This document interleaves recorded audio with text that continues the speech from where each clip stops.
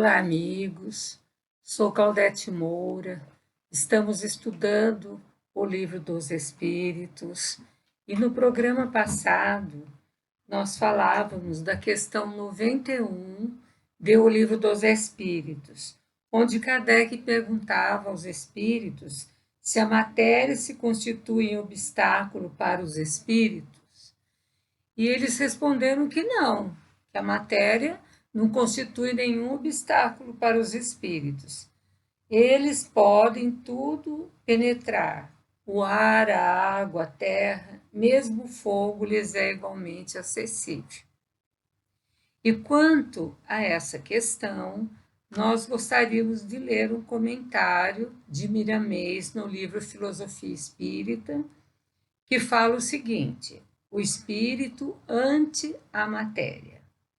Quando falamos de espírito, procuramos mostrar seus atributos valiosos para que se possa sentir a diferença da matéria propriamente dita em relação à chama divina dotada de consciência. Questionado se a matéria opõe obstáculos ao espírito, os espíritos responderam com clareza: não. Certamente que o espírito é livre, que matéria nenhuma opõe obstáculo a ele. No entanto, é bom que compreendamos que estamos tratando do espírito superior, que pela sua elevação domina todos os obstáculos físicos. Então, quando os espíritos respondem que a matéria não é obstáculo para os espíritos, ele está falando de um certo grupo de espíritos que já aprenderam, que já evoluíram. Então, para esses espíritos, não há obstáculo quanto à matéria, ele domina todos esses obstáculos físicos. No que tange aos espíritos inferiores, a matéria pode ser obstáculo incalculável para eles, por se encontrarem materializados e certamente sem condições de atravessá-la, como os espíritos puros ou mais ou menos evoluídos. Então, os inferiores encontram obstáculo na matéria, sim. Por quê? Porque eles ainda eles não se desmaterializaram. Ah, mas daí uma pergunta, mas eles já saíram da matéria? Mas eles ainda guardam muita coisa da matéria. O perispírito grosseiro ainda, né? O corpo espiritual. O espírito mais grosseiro se reveste de um perispírito compatível com seu estado evolutivo e, ao passar pelo fogo, pode se queimar. E, em certos casos, ao entrar nas águas, dificilmente ele vai se sentir bem.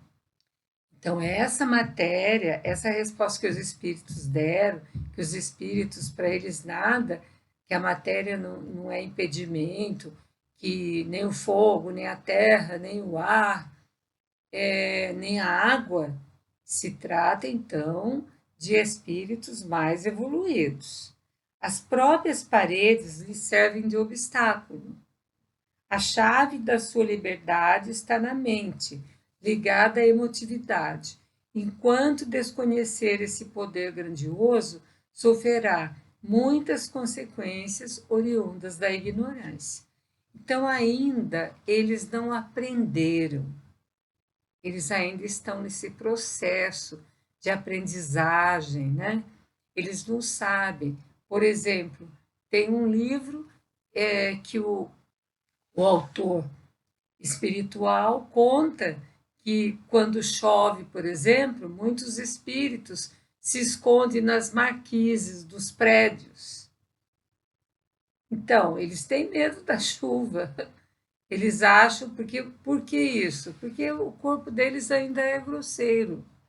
O perispírito, que envolve o espírito. Então, eles estão quase que materializados. Então, é esse obstáculo que não opõe nada em se tratando dos espíritos mais evoluídos.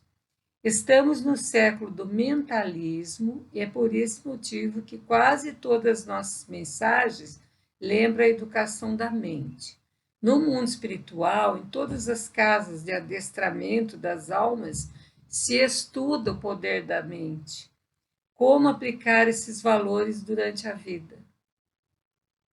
Então, os espíritos ainda inferiores, eles vão aprender, eles estão num processo de aprendizagem.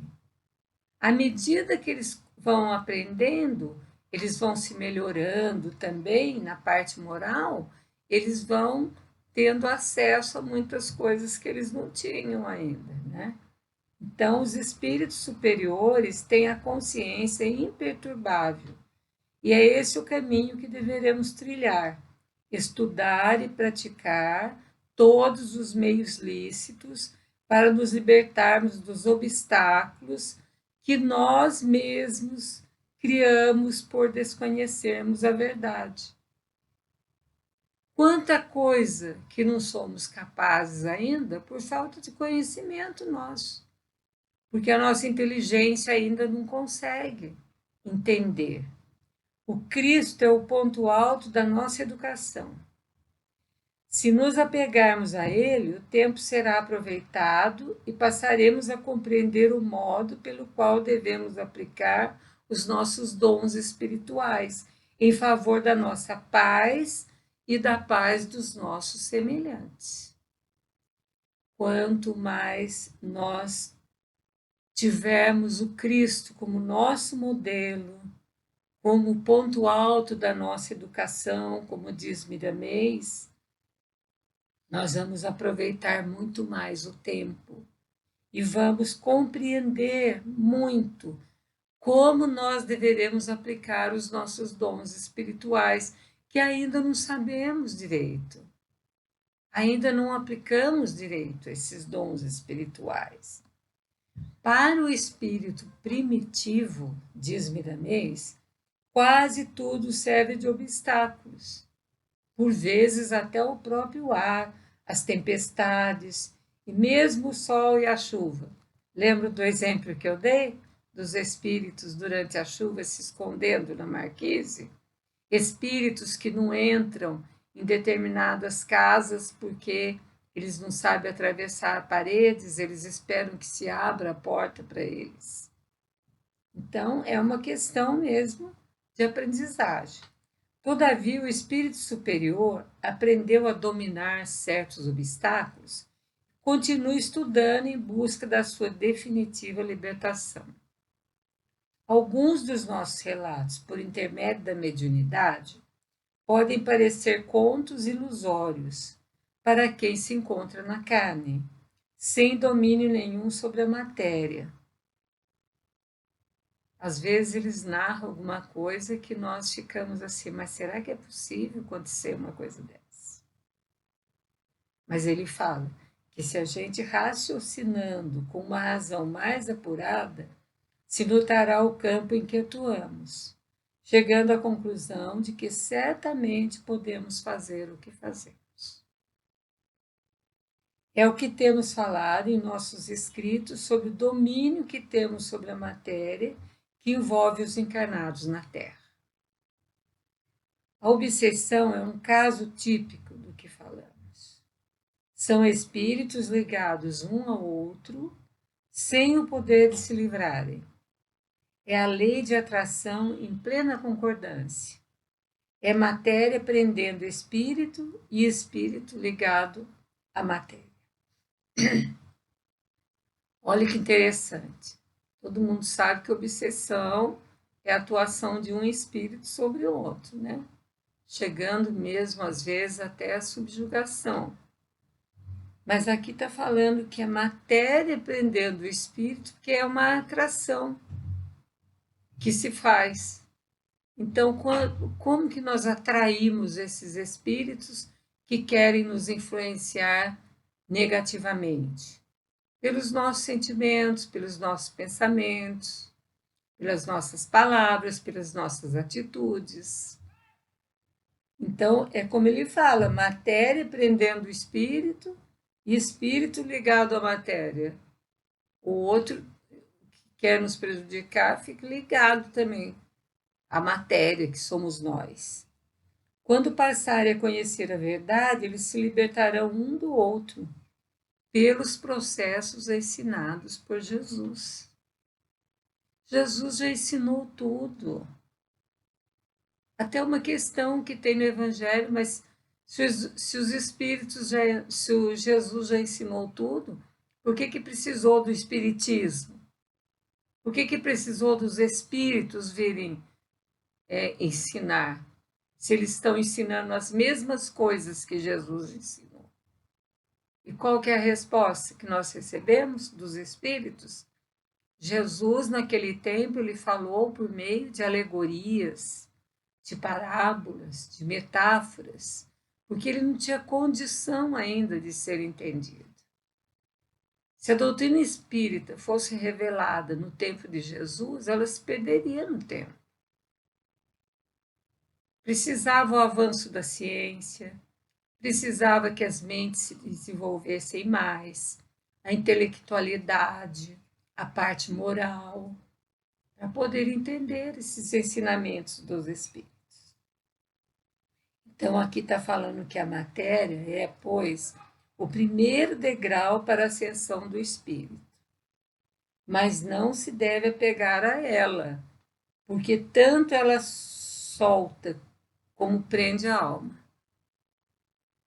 A matéria tanto solta a alma, se nós formos mais desapegados, como ela prende, se a gente for mais apegado às coisas materiais.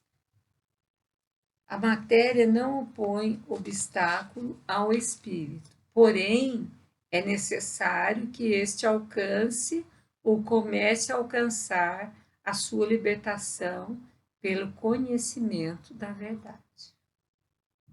Então, quando os espíritos conhecerem a verdade, daí a matéria não vai ser nenhum obstáculo mais para eles. No momento, existem aqueles espíritos mais evoluídos, cuja matéria não oferece para eles nenhum obstáculo.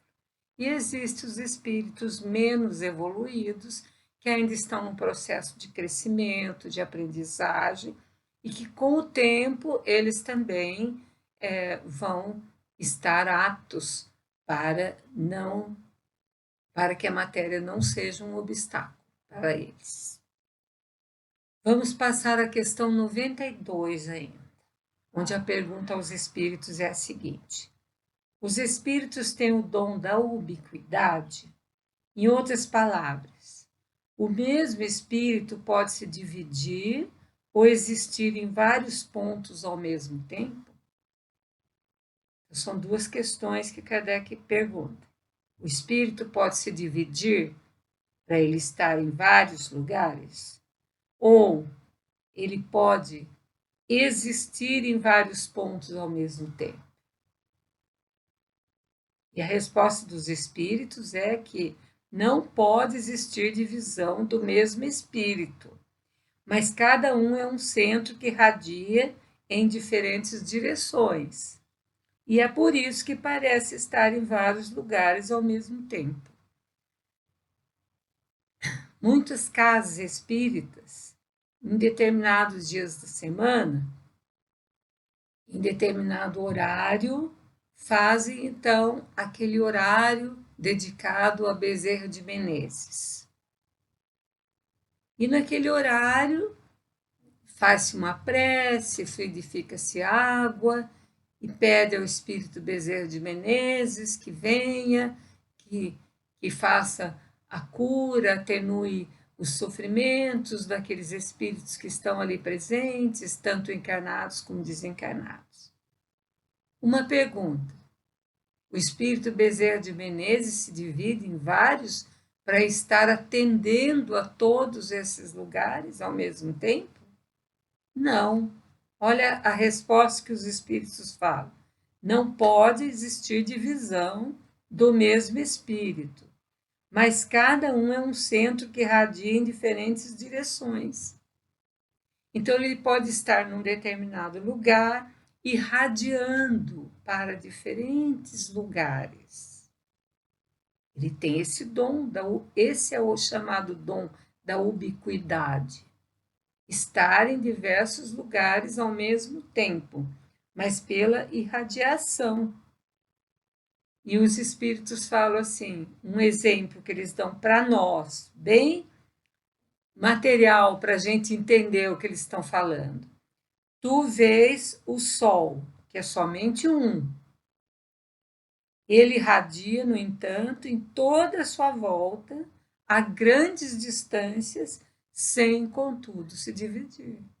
Então, vamos pegar o Sol de exemplo. Ele é um para nós. Nós temos um Sol. Nosso planeta Terra tem um Sol. Existem planetas que têm mais de um Sol, mas nós temos um, que nós conhecemos, que graças a Deus todo dia ele surge para aquecer, para clarear o nosso ambiente, para deixar a natureza mais bonita, né, mais sadia, as plantas, todos necessitam do sol, como necessitam da água, como necessitam do ar. Mas ele é um só, mas também a grandes distâncias ele se irradia sem se dividir. É por isso que os espíritos também podem fazer isso.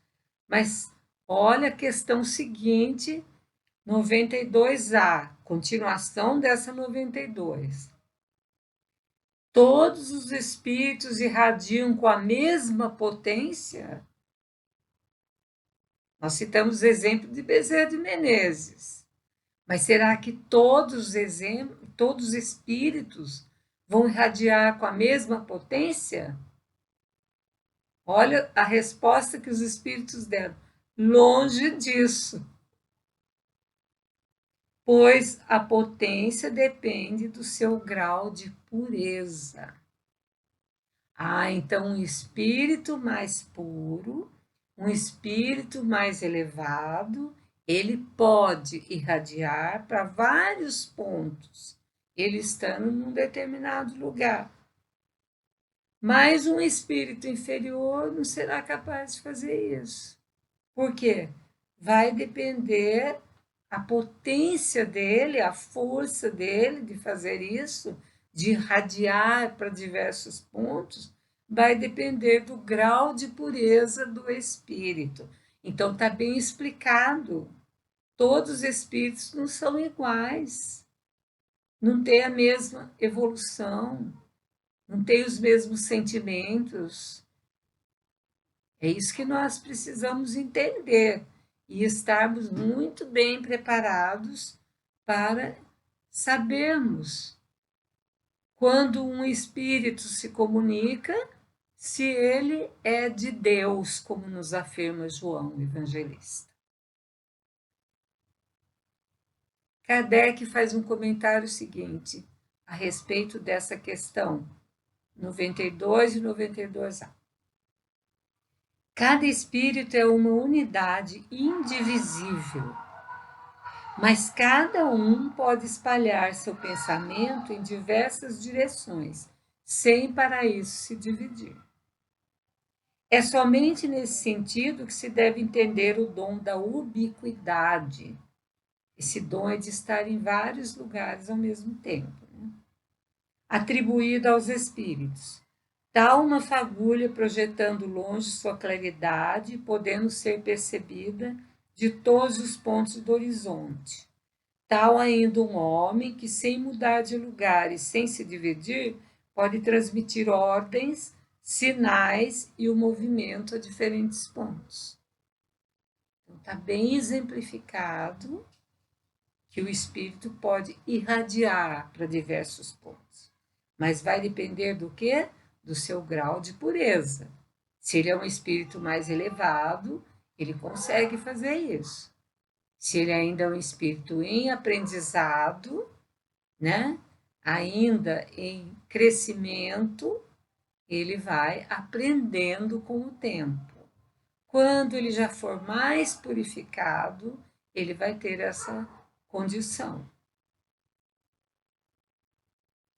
E agora a gente queria ler o comentário do tradutor do Livro dos Espíritos que nós utilizamos para os nossos estudos a respeito desta forma e ubiquidade dos espíritos, que é o item 3 do livro 2º, do capítulo 1 ainda que nós estamos.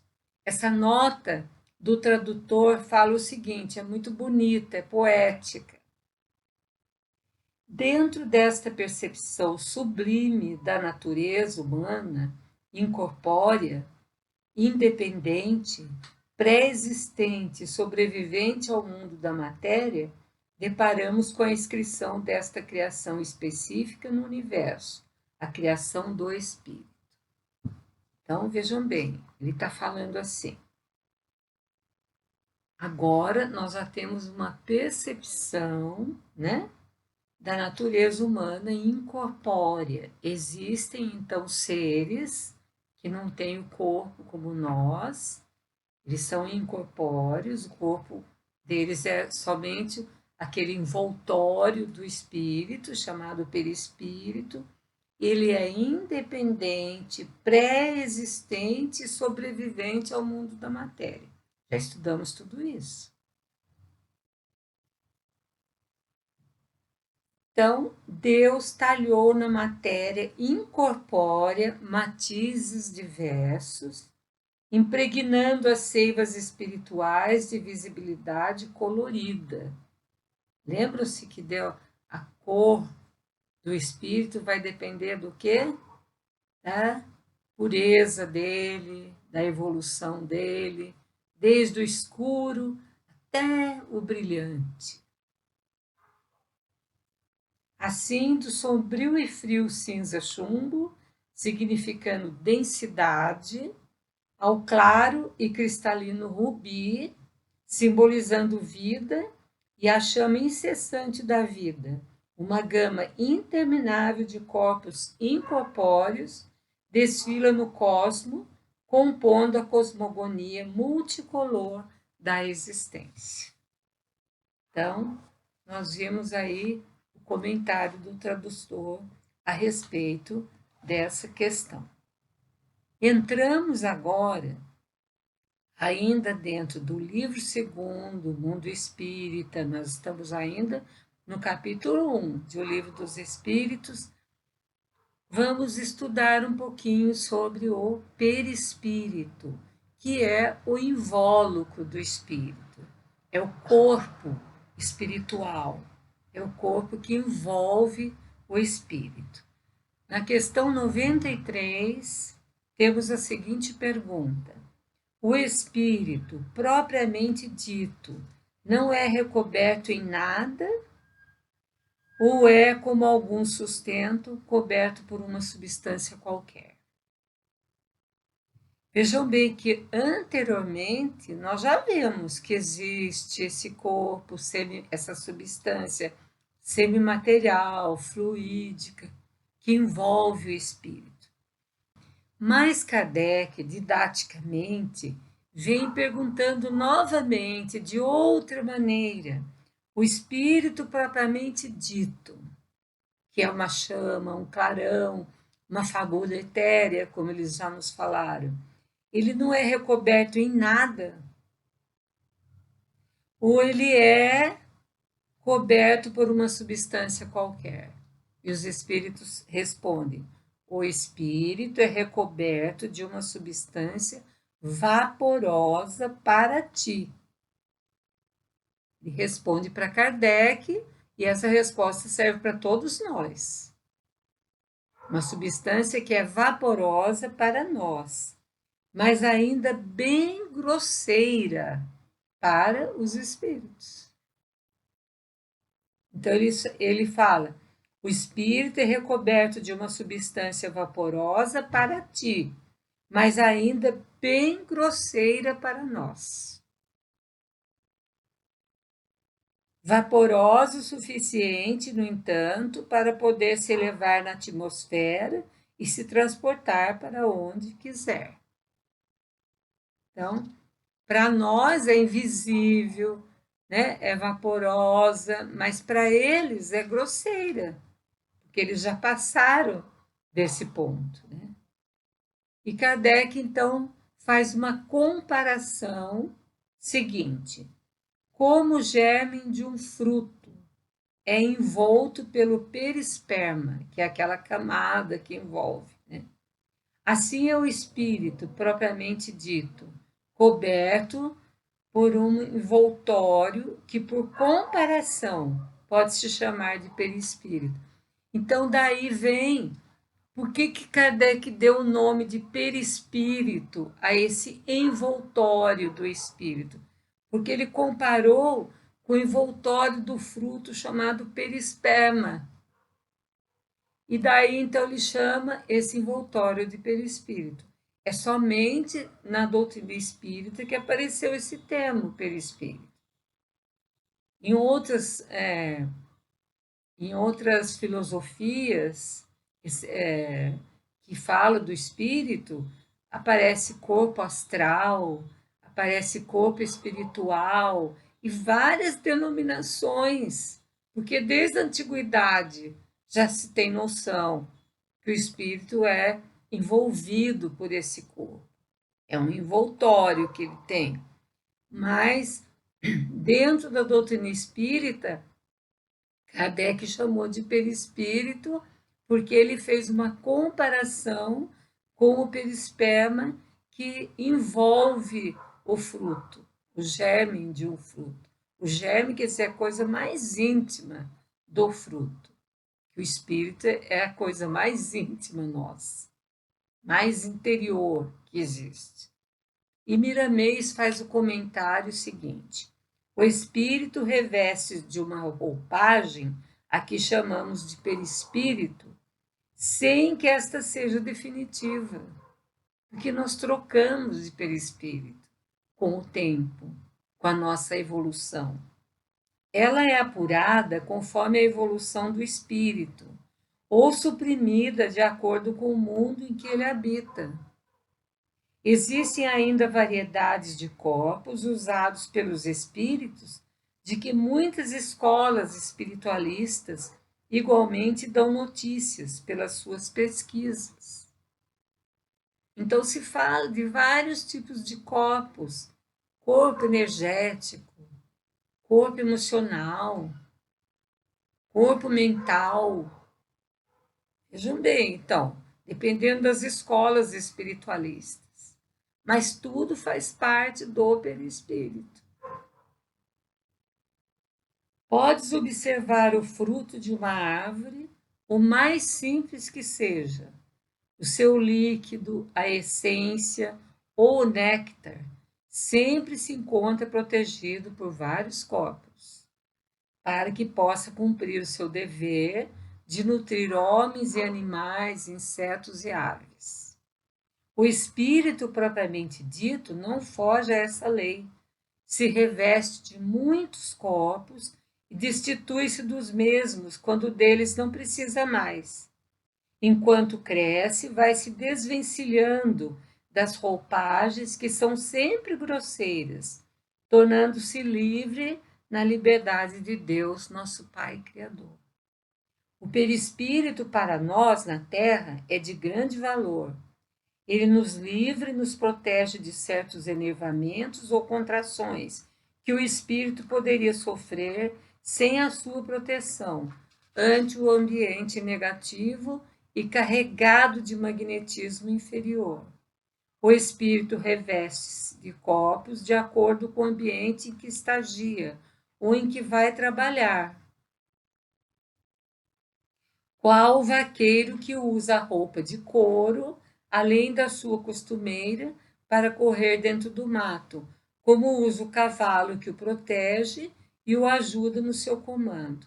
Eis aí porque a necessidade dos corpos usados pelos espíritos na sua jornada terrena. Então aí nós temos a elucidação de Miramês, que nós vamos continuar no próximo programa nosso, porque o nosso tempo agora já está esgotado. Agradecendo a todos que nos seguiram até aqui, e agradecendo a Deus a oportunidade de estar aqui, podendo estudar com vocês, Claudete Moura, para o divulgar.net.